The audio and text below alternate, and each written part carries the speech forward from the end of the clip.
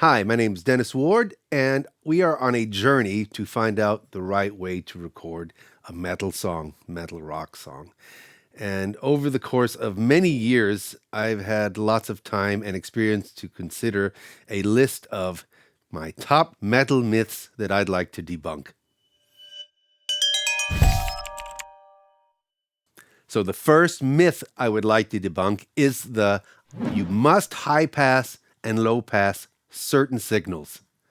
Now, the reason I want to bring this up is because I've been confronted with many colleagues or musicians that swear, because they saw it somewhere on YouTube, guitars, for example, you must high pass the guitars up to 100, 120 hertz with a steepness of 12 or 18 dB because it's unneeded information below.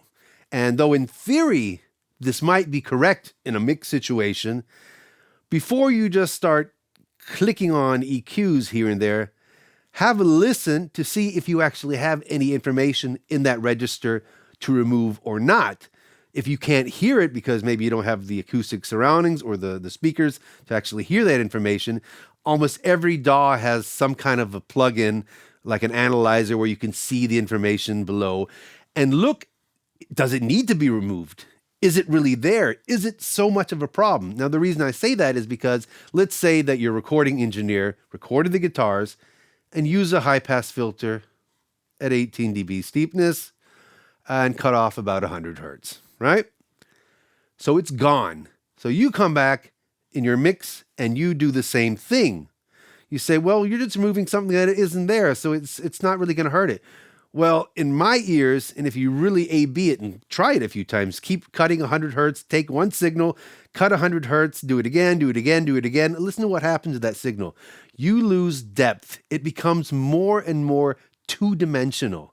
And now the same thing happens the other way around with low-pass filters. If you keep cutting stuff at the top because it's unnecessary information, sooner or later, it's going to start sounding flat, two-dimensional, and very, very boring. So be very careful and listen if you really need to take away these frequencies. Myth number 2, high gain means more metal. Now this is really, really not true, even though a lot of people seem to put distortion, high gain together with the meaning of metal, aggressiveness and more is more and better and better. Well, the fact of the matter is, for a guitar, the more high gain you introduce to your signal, the more you actually lose attack, okay? And especially when you play in very down-tuned registers, low D, low C, it starts to get less chunk, chunk, chunk and become more of a moof, moof, moof sound, which is anything but metal as hell. There's a fine line. You've got to find it. You've got to experiment what's good for you. It depends on your picking style, your loudness of playing, and of course the guitar you're playing as well. So when it comes to distortion, you really need to listen closely. And if you think that high gain is a solution to real metal, unfortunately, you're very, very wrong. Myth number 3, the mid-scoop conspiracy. I've seen this all my life since I've been playing music, that you've got to get rid of all those nasty mid frequencies for a metal guitar to sound big. Now, there is some truth to it. There definitely is. I can tell you now, if you take let's take a classic metal amp like an Engel Savatage or something like that, in a 4x12 cabinet with greenbacks or whatever inside, if you put an SM57 in front of that, I can pretty much guarantee you'll be wanting to scoop something, before 2K, 1 to 2K. You'll be wanting to cut that stuff out a lot in post. Back in the day when we would use ancient amplifiers, we had things like the Plexi or the JCM 800 Marshall that had a passive EQ that reacted very differently than a standard EQ. And you would see a lot of the guitar players turn the mids out because in high gain, there's just a different kind of saturation going on when these frequencies are removed. But it's not really mid. It just changes the aggressiveness of the sound. And this was done a lot. With newer amps, the EQs actually work as EQs should. So the bass is giving you bass, the mids are giving you mids, and trebles giving you trebles. And automatically scooping it depends on your speakers too. Everything is relative. Everything is relative. Your guitar, your amp, your speaker. And even though it can make it sound pretty interesting to your ear standing in front of the speakers, you can actually make it start to sound indirect by removing so many mid frequencies. It sounds like it's backing up the signal, and you lose attack, you lose precision, you lose presence that you need from the speaker. And if you want to then later take it out in your post, that's okay. And this is often the case with these kind of traditional recordings. Now, having said that, a lot of the plugins that we get these days are presets, they are signature series, they are modeled after a certain thing, and they pretty much have the sound there already. So if you start scooping that, you might just be getting a big hollow sound, you know?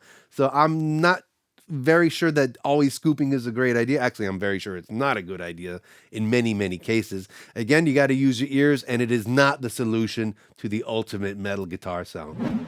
Okay, metal myth number 4 is amps should be loud as hell when recording them.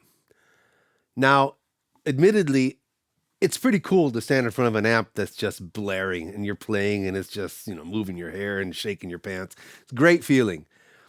But the fact is, even the best amps have their limits to where they stop sounding good. The louder an amp is, the more it has to work. And in some cases, that can be a really neat thing. I'm not saying it's always bad, but if you pull back the power amp level or the main volume level of your amp, you might find a sweet spot where it starts to become dynamic, but not too dynamic, and doesn't break up as easily. And that's something that's very important. If you want to have a good smooth distortion, because distortion is dirty anyway, if you start turning up your master level to the point that your power amp sounds broken up, it just gets very, very messy. So it's pretty important to find a sweet spot. You can do this by simply playing with your master volume and the gain of the microphone and listening to where, okay, this is starting to sound good right now. I like the clarity I have. I like the overtones that I have, and my distortion is doing what it should do for the feeling of the song I'm recording. So don't try to turn your amp up to 11. It's not always a solution. And myth number 5, and this one I hold dear to my heart, bass guitar in metal does not really matter. Well, I have to admit that there's a lot of metal music out since many, many years where the bass is really just a background thing. It's not that important. I think in a lot of cases, I don't want to name any bands, Metallica, if you turn the bass off, you probably wouldn't even notice the difference. That's unfortunately true. But even when the bass isn't that important to a certain song, it can be very important to keep the heaviness, especially with a guitar, very heavy. Alone, if you're playing a very low-tuned guitar and the guitar doesn't have this extreme depth in frequencies, doubling that or playing the octave below with a bass, even if it's just rumbling around in the background, it supports the guitar to make the guitar seem really fat. So it's really important all of a sudden in this case. So don't ignore your bass player. Let him be heard, even if it's just the deepest frequencies to support the guitar. Bass matters too.